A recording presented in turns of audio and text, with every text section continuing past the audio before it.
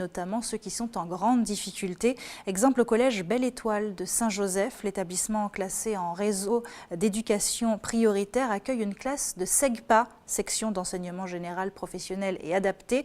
Pour les jeunes qui y sont inscrits, le programme scolaire est un vrai casse-tête. Leurs enseignants doivent donc trouver d'autres idées pour les éduquer. Hier, ils sont allés en mer découvrir comment préserver le monde marin. Isabelle Ferrière. Vous descendez dans la cabine en marche arrière, comme ceci, d'accord ? Et pour éviter de glisser ou tomber. Premier pas à bord du Scheherazade. Pour cette trentaine de collégiens, pas de classe aujourd'hui, mais une sortie en pleine mer.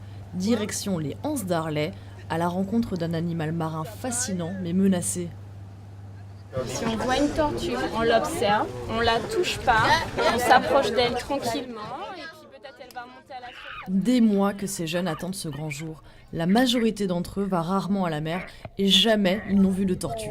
J'ai un petit peu peur qu'ils disparaissent parce que moi j'ai jamais vu de tortue de toute ma vie à part aujourd'hui et ils sont vraiment très très belles. J'avais envie de recommencer, d'aller voir les tortues puis se baigner avec les tortues. Tortue imbriquée, tortue verte ou tortue kawan, le groupe est incollable sur le sujet. L'objectif du projet, les sensibiliser mais aussi les faire progresser. Ces ados font partie de la SEGPA du collège Belle Étoile, une section spéciale pour les élèves en situation d'échec scolaire. Avec eux, l'enseignement doit être repensé. Notre projet était autour des tortues, mais à travers ça, on arrive à faire du français, de la SVT, de l'art plastique.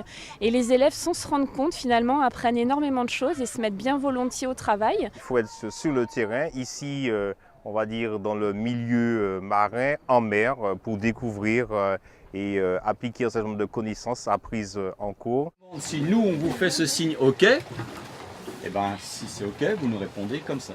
Au-delà des tortues, pour une plus grande sensibilisation au monde marin, rien de tel que la plongée.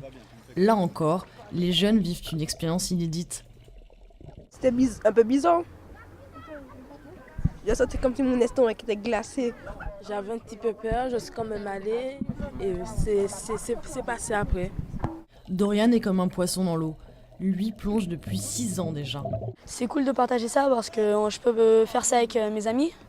Ils peuvent voir ce que je ressens quand je vais dans l'eau ou même ce que les autres gens ressentent. Et j'espère que ça pourra leur donner cette passion et de leur faire des baptêmes et des niveaux. La plongée est un sport rigoureux où l'on apprend à se faire confiance. Pour les gendarmes de la brigade nautique, c'est aussi l'occasion de casser les préjugés.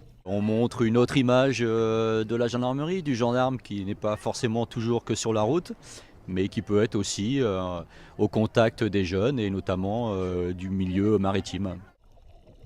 Chacun se rappellera longtemps de cette journée, une première étape pour se jeter demain dans le grand bain de la vie. Et puis pour refermer cette page éducation, notez que le décret